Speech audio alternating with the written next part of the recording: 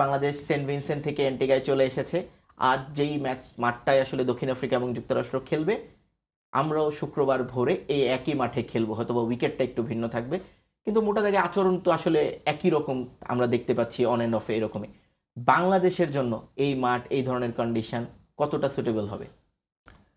একটু spinning condition, spinning help আছে বা স্পিন বলারদের জন্য। সো আমাদের জন্য যদি স্পিনে হেল্প থাকে তাহলে সবসময় ভালো, কারণ আমরা স্পিন খেলি ভালো, আমাদের স্পিনাররা ভালো। সব মিলে আমার মনে হয় যে এই মাঠে বাংলাদেশ একটু অ্যাডভান্টেজ অবশ্যই পাবে। আমাদের স্পিনারদেরকেই বা আমরা ব্যবহার করতে পারছি কই? আমাদের পেসাররা দুর্দান্ত ফর্মে আছেন, যে কারণে আমরা একাদশে পরিবর্তন আনতে পারছি না। সাকিব খুব একটা ভালো নাই, মানে আগের সেই সাকিব আল হাসানকে ফর্মে এখন আমরা পাচ্ছি না।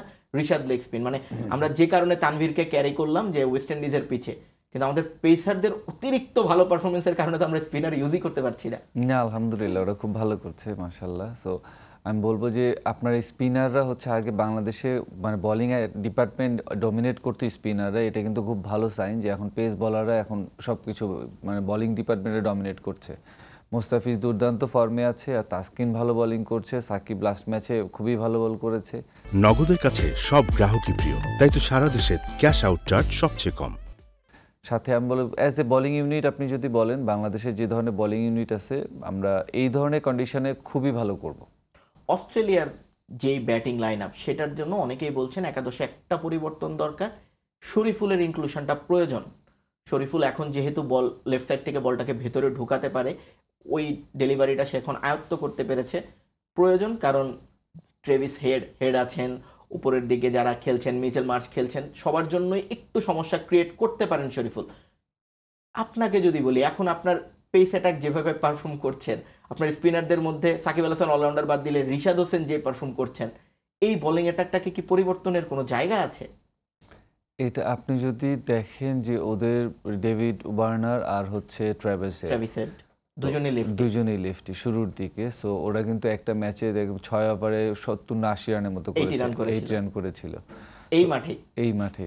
তো এটা একটা বিষয় যে আপনার যদি most of the batsman lefty হয়, সেখানে আপনার কিন্তু আপনাদের সব হচ্ছে লেফট, একটা আমাদের লেফট আর্ম স্পিনার হচ্ছে আর একটা হচ্ছে লেগ স্পিনার।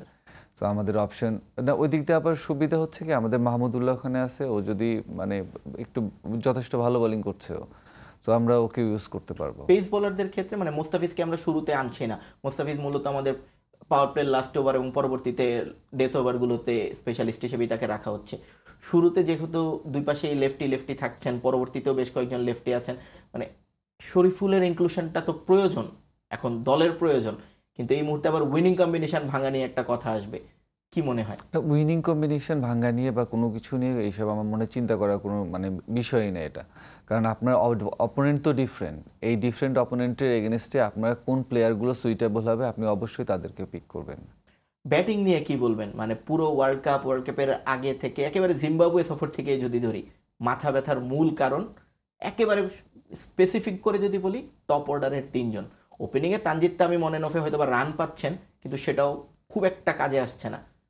লিটন এবং শান্ত। নগদের কাছে সব গ্রাহকই প্রিয়, তাই তো সারা দেশে ক্যাশ আউট চার্জ সবচেয়ে কম। হ্যাঁ, আর রান করছে না, ওরা বেশ কিছুদিন হচ্ছে রান করছে না, ওটা ওরাও জানে, আমরা বাংলাদেশি জানি আমরা যে ওরা রান করছে না, ওরাও চাচ্ছে রান করতে, চেষ্টা তো অবশ্যই করতেছে রান করার জন্য, হয়তো বা হচ্ছে না জিনিসটা। বাট আমার মনে হয় যে এই তিনজন রান না করেও কিন্তু আমরা যথেষ্ট একটা ভালো অবস্থানে আছি। সো এই তিনজন তো একটা টুর্নামেন্টে দেখেন সব প্লেয়ার পারফর্ম করবে না অবশ্যই। আপনি যদি 7টা ব্যাটসম্যান থাকে, 7টা ব্যাটসম্যানের মধ্যে কখনোই 7টা প্লেয়ার পারফর্ম করবে না। এখানে 2-3জন থাকবে যারা একটু খারাপ ফর্মে যাবে, বাদ বাকি যারা আছে গুড সাইন এটা হচ্ছে বাকি যারা খেলছে তারা কিন্তু ক্যারি করে যাচ্ছে। মানে একজনের রেসপন্সিবিলিটি একজন ফেল করছে, এই জন্য এমন না যে পুরো টিমই ফেল করছে, কেউ না কেউ রেসপন্সিবিলিটি নিচ্ছে। যেদিন ওদের সময় আসবে দেখবেন যে ওরা আবার পুরোটা কভার করে ফেলবে।